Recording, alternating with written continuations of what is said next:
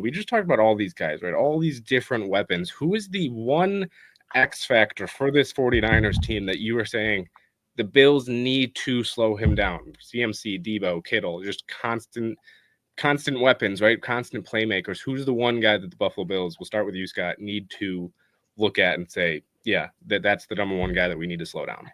Yeah, it's got to be like Christian McCaffrey. Like I was just saying, I know he might not be 100%, but McCaffrey at any percentage is someone you got to think about just because they can line him up anywhere on the field, get mismatches with him anywhere on the field. So hopefully the Bills can get a lead, like the Packers did last week and make it so they can't run the ball that much. But whenever Christian McCaffrey's out there, you have to know where he is, and their offense kind of goes as he goes, especially as guys like Ayuk are hurt, out for the season. And then Deebo hasn't quite been playing as well. Kittle has been the stud like he always is, but their offense goes as McCaffrey goes. So as they can keep him in check, goes a long way to just keeping that whole team in check.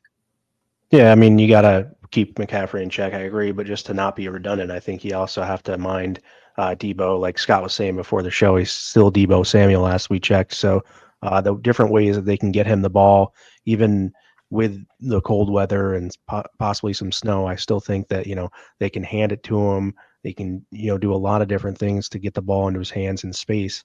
And the Bills have had the propensity to let that turn into big plays with guys like that. So they need to make sure that they're, like you mentioned, wrapping up, getting the guys to the ground, not allowing yards after contact or even yards after the catch. So, I mean, I think that yards after the contact are most worrisome for me. Don't let them break the tackles because that's part of their dynamic abilities is breaking the tackles. So once you hit them, make sure you get them on the ground.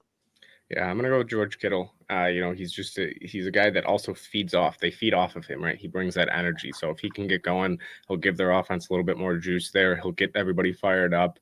He can break tackles. He can lower his shoulder. He can make you miss. He can do pretty much everything there. So George Kittle's gonna be the guy that I'm gonna say that they need to really focus on, just because he brings the energy. He is really their the lifeblood of their team, right? He is the guy that can get it going any moment. So I'm going to go with Kittle there. I mean, the top three, no matter what, at the end of the day, you're going to have to slow down probably at least two or three of them. 2 out of the 3 of them. So it's going to be a huge test for the Bills defense here. I know that they're 5-6, Niners are 5-6, but at the end of the day, they are better than their record says.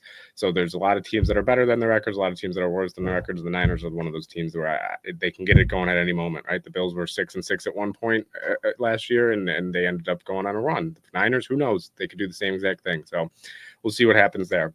Yeah, we don't want to be the start of that run. Yeah, don't want to be the start of that run. Don't want to look back and say, well, we were the ones that kind of got the Niners going.